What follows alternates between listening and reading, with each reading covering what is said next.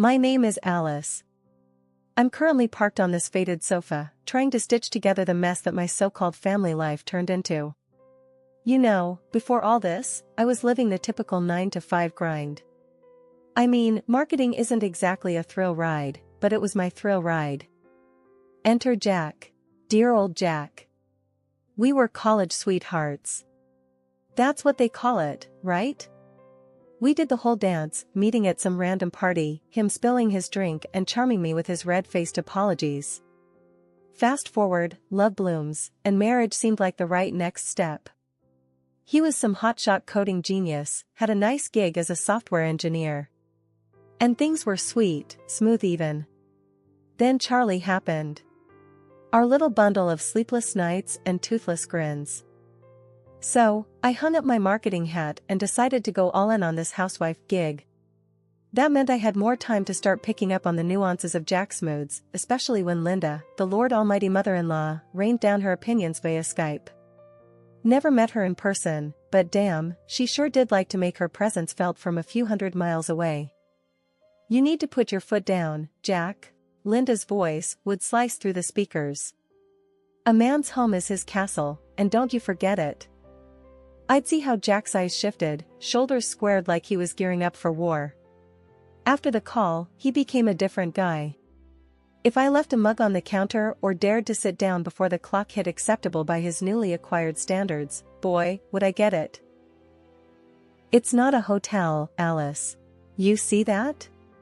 That's a dish out of place. His words felt like cold steel, not the Jack I knew. Jack would flip from Dr. Jekyll to Mr. Hyde and back before you could say schizophrenia. But it wouldn't stick. Once Linda's echo faded, I'd get my Jack back. On this particular Tuesday, Jack had that look in his eyes, that unnerving glint that always showed up post-Linda. He ambled into the kitchen, my domain, and leaned against the fridge with all the subtlety of a sledgehammer. Hey, babe, you need to pick up the pace around here. Mom said. I cut him off, hands deep in dough. If Linda says jump, we asking how high now? Not funny. She's right. We won't raise Charlie in a mess. I mean, look at this place. I followed his pointing finger around our perfectly tidy kitchen. The nerve of him. I thought about giving Jack a piece of my mind, but my mother always said to pick my battles, and with Jack on a Linda-fueled bender, it didn't feel like a winnable war. Suddenly, the sound of Linda's screechy tone popped from the living room. Another Skype alert. My stomach dropped. Come on, Alice. It's Mom. Watch the attitude. My eyes nearly rolled out of my skull. I wiped my hands and prepared to face the screen, our digital overlord. And there she was, in all her pixelated glory. Alice, dear, I see you're busy, but remember, Jack works hard. Keep that home nice for him, won't you? I gritted my teeth. Of course, Linda. Nothing but the best for your boy. Jack flashed me a warning look, like be nice or else. But as Linda carried on about her expectations, I swear I felt something in me start to crack. Would this ever end? Or was I destined to live under the thumb of a woman who wasn't even in the room? On a Thursday that felt like any other, with Charlie fussing in my arms and the smell of yesterday's dinner still haunting the living room, Jack came out with it. We're spending Christmas with my mom in her house, he said, not even looking up from his phone. I paused, Charlie's pacifier halfway to salvation. Christmas there? With Linda? The words were sour, just hanging in the air. Jack finally glanced up, eyebrow raised. Yep, good for the family and all that. High time they all met Charlie, don't you think? Pulling at the edge of my shirt, already spotted with who knows what, I frowned. But Charlie's so young, and I'm not up for a road trip, especially in December. He shrugged, scrolling through something undoubtedly important. Babe, it'll be fine. A bit of cold won't hurt him. Besides, Mom's already planning the whole thing. Heat flared up in my chest, but I kept my voice steady. Doesn't sound like a question, Jack. Did you even consider my say in this? Come on, Alice. It's not up for debate. This is what families do. They get together for the holidays. I shot him a look that could have burned toast. And usually, they ask, not announce, I snapped. He pocketed the phone and came over, trying to play peacemaker. Hey, I know it's sudden, but think about it. Could smooth things out with Mom. I laughed, but there was no joy in it. Smooth things out? You mean playhouse the Linda way or no way? Jack winced. That's not fair. You know how much she's been bugging me about visiting. I handed him Charlie, who seemed hellbent on testing his lungs. She's not the one who has to pack up an infant and deal with your family's drama. Jack bounced Charlie on his knee, a whisper of a smile on his face. It'll be like an adventure. You love adventures, remember? That's when the mom glare I'd been perfecting hit him full force. Adventures don't involve feeding schedules and diaper bags. But Jack had that determined look that spelled trouble. We're going, Alice. End of discussion. I let out a long sigh, nerves frayed. Fine, but hear this, Jack. We're not going there to be pushed around. I'm serious. He nodded, but there was a trace of something else there. And I won't remember saying yes to this kind of look. And you're gonna help, right? With the packing, the baby, and dealing with your mom? Yeah, of course, he said, though he was already picking up his phone again. With a defeated grunt, I moved to start making a list of what to take. Booties, blankets, and the battle gear needed to survive a week with Linda. The moment we stepped into Linda's house, a looming structure that seemed straight out of a ghost story with its creaky floorboards and chilly drafts, I knew we were in for a ride. A sea of faces turned our way, Jack's aunts and uncles, cousins by the dozen, and the venerable queen herself, Linda, holding court. Her eyes skimmed over me like a scanner, resting on our sleeping Charlie, wrapped snug in his blanket. There's my grandbaby, she exclaimed, her arms outstretched, with a warmth that almost felt real. But as she lifted her gaze to meet mine, the temperature could have dropped 10 degrees. Alice, she nodded, begrudging respect at best. Jack cleared his throat. Mom, thanks for having us. The room was buzzing with relatives chatting and the scent of cinnamon and pine. But the festive cheer didn't reach Linda's eyes when she turned back to me. Hope the drive wasn't too terrible. Roads can be unforgiving this time of year. It was all right, I returned with a tight smile, clutching Charlie a little closer. Well, let's not stand here catching a chill, Alice, Linda continued, and the entire room seemed to hold its breath. I would really appreciate it if you could take the lead getting the place shipshape for Christmas. Jack shot me a desperate play nice look while I struggled to find words. Me? But, I've got Charlie too. Linda waved a hand dismissively. Oh, there will be plenty of hands eager to dote on the boy. Besides, I've seen your Instagram. You've got a knack for this sort of thing. My Instagram, the place where I posted meticulously filtered photos of our home that hid the chaos of reality? I gritted my teeth and forced another smile. I guess I can give it a go. A look of approval crossed Linda's face, one that didn't reach her eyes. So I dug into box after box of holiday decor, feeling more like Cinderella than a welcomed guest. Jack's family was a loud chorus of advice and backseat decorating, all while passing Charlie around like the season's hottest toy, a living, breathing doll for them to coo over. Jack vanished into the belly of the house, with only the odd shout of "How's it going there?" or "Mom says the garland should go higher," to remind me he was still there. By the time dinner rolled around, the grand old house glittered and shone like something out of a fairy tale where the fairy godmother had taken the day off and left Cinderella to do all the work herself. At the table, loaded with more food than the whole neighborhood could eat, Jack raised his glass in a toast. To family, he said, smiling. I caught a wink he sent his mother's way. I tried to match their cheer, but fatigue had long since taken the wheel. Jack noticed, but not with the sympathy I needed.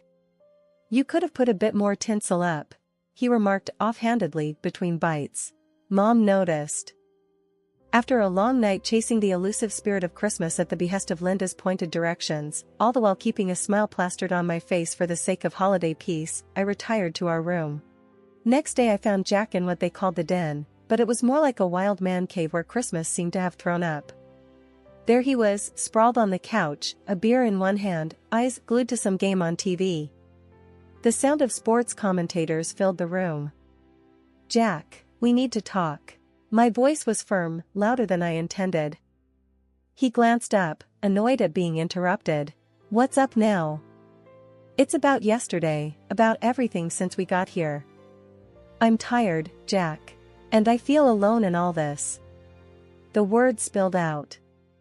He scoffed. "Alone? With all my family around? Come on, Alice.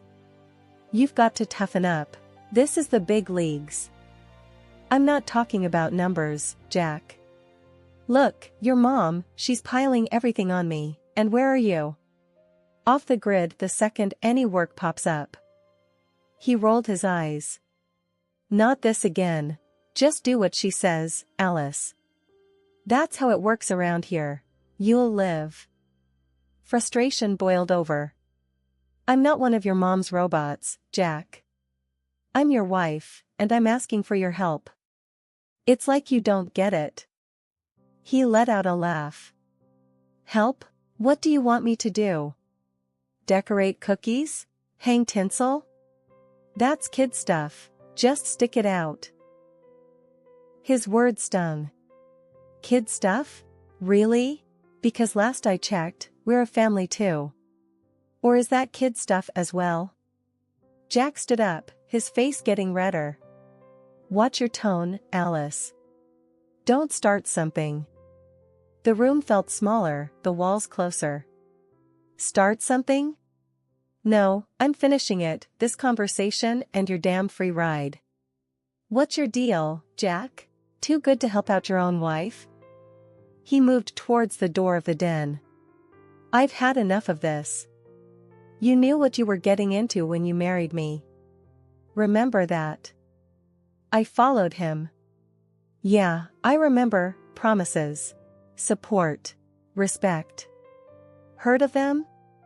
But he was already out the door, leaving me talking to a room full of silent trophies and blinking lights. The next day, there wasn't much change. The family was all over the place, and I was still the designated workhorse. Jack avoided me, getting tight with his cousins, laughing too loud over beers and football. I worked, hardly speaking to anyone, especially not Jack. I was too angry, too worn out. And Charlie, bless him, seemed to sense the tension, becoming fussier with each passing hour. In the middle of a diaper change, Charlie crying and clutching at me, one of Jack's aunts walked in. She didn't knock, just barged in with a bucket of soiled linen. "Here you go. Add it to the laundry when you can." I looked at her, then at the laundry. "I can't right now. Can't you see?" She raised her eyebrows, surprisingly bold. "It's just laundry, dear. Plus, that's what you're here for, isn't it? To help out?" I straightened up, holding Charlie tight against my chest. "Just because I married Jack doesn't mean I'm the family maid." She frowned, her own patience wearing thin. "Don't be so sensitive. We all do our part here." "Yeah? When's Jack's turn?" Her face turned sour. "Jack? He's catching up with family." "Catching up?" My voice rose over Charlie's cries. "Is that what you call it?" She left without another word, but her message was clear, this was on me. I was on my own. I had to shove my way through the crowded store on Christmas Eve, grabbing whatever was left on the shelves. Didn't matter much what it was, anything could be turned into a Christmas dish with enough butter and salt, or so I figured. My phone was buzzing in my pocket the whole time, probably Jack or Linda wondering where I'd got to. But I was too frazzled to answer. Back at the house, I lugged the grocery bags through the snow, my arms about to fall off. Nobody came out to help, of course. I dumped the bags in the kitchen and rolled up my sleeves. The turkey wasn't going to cook itself. The oven felt like a furnace on my face, the heat mixing with my frustration into a kind of steam. As the gravy simmered and the pie crust started to brown, I felt my head spin. I took a seat for a quick breather. Linda stumbled upon me as if I'd planned it, her face twisting into a scowl. "What's this? Just sitting around while there's work to be done?" Before I could gather my wits to answer, Jack appeared behind her, his tone sharp. "Yeah, Alice, what's the deal? We got a timetable here." "I just needed a second," I said, the room tilting a little. "I'm not feeling too." "Oh, save it." Linda cut me off. "This family needs team players, not weaklings. If you can't handle it, maybe you shouldn't be here." Jack didn't say a word in my defense, just stood there nodding like a puppet. Tears burned behind my eyes, but I wouldn't let them see. "I'm not weak," I shot back, pushing up from the chair. "And I don't need this crap, not from you or anyone." Jack's face grew hard. "Watch it, Alice, or you'll be out of here so fast." He let the threat hang between us, heavy as the smell of roasting meat. I bit back a sob, threw on the apron, and turned back to the stove. They left, satisfied that I'd been put in my place. But later that night, after the plates were licked clean and the presents opened, after the laughter and the carols had quieted down, I lay in bed, the silent tears finally falling. They thought I was the weak one, but it was them, all of them. Weak for not helping, weak for not seeing, weak for not caring. Christmas dinner was set up like some kind of fancy spread you'd see in a magazine, except there was one thing off: my seat. It was away from the main table, like I had some sort of disease. I could hear them all, the clinking glasses and the loud laughs from where I was put. I sat there for a moment, staring at the untouched plate. A dry turkey slice stared back at me, the cranberry sauce bleeding into the stuffing like a bad joke. That's when I knew I was done. Finished playing pretend. Charlie was upstairs, asleep in one of the guest rooms. No way was I going to have my kid grow up thinking this nonsense was normal. I stood up, my chair screeching against the floor, louder than I expected. I didn't care. I went upstairs, packed the bags I'd been living out of for what felt like forever, zipped up Charlie's little backpack with his favorite toy and the picture book we read every night. Downstairs, the laughter ticked up a notch. They didn't even see me hauling our lives out of there in 2 trips. The walk to the train station was brutal, the cold cutting through my coat. But each step tugged a little something off my shoulders, a weight I didn't want to carry. At the station, it was empty, the kind of quiet you only get when everyone's at home. I sat there on the bench, Charlie bundled up beside me. "No more of that for us, Charlie," I whispered to him, hoping he was dreaming of something nice, something simple. "Just you and me now." The train rolled in, a lonely hunk of metal that blew hot air out the sides. I picked up Charlie, still asleep, and stepped inside the warmth. The clang of the closing door marked the end of an era as I lugged my bag out of what used to be home. The small bundle that was my baby dozed quietly in my arms, blissfully unaware of the turmoil surrounding us. It was just the 2 of us now, heading into the great unknown. I remember stuffing onesies and diapers haphazardly into the bag. There were no pictures taken off the walls. No second looks. Just the essentials for him and a few clothes for me. Every grab, every zip, felt like a tiny rebellion. Pulling into my parents' driveway was like stepping into a world paused at the brink of joy. They rushed out, my mom's arms wide, my dad's face split with a grin beneath his old, faded cap. "Alice, baby, come in. It's freezing out here." Mom smothered us in one of her bear hugs, the kind that could squeeze the sorrow straight out of your soul, while Dad took care of the bag and the base for the baby carrier. The warmth of the house hit me like a mug of hot cocoa. They had the Christmas tree twinkling, the lights blinking in a slow, sleepy pattern. We settled into the living room, and before I knew it, my mom had a steaming plate of food in front of me and a stocking filled with baby rattles and teething rings. It felt unreal. Laughter filled the air, a stark contrast to the thick silence I'd escaped.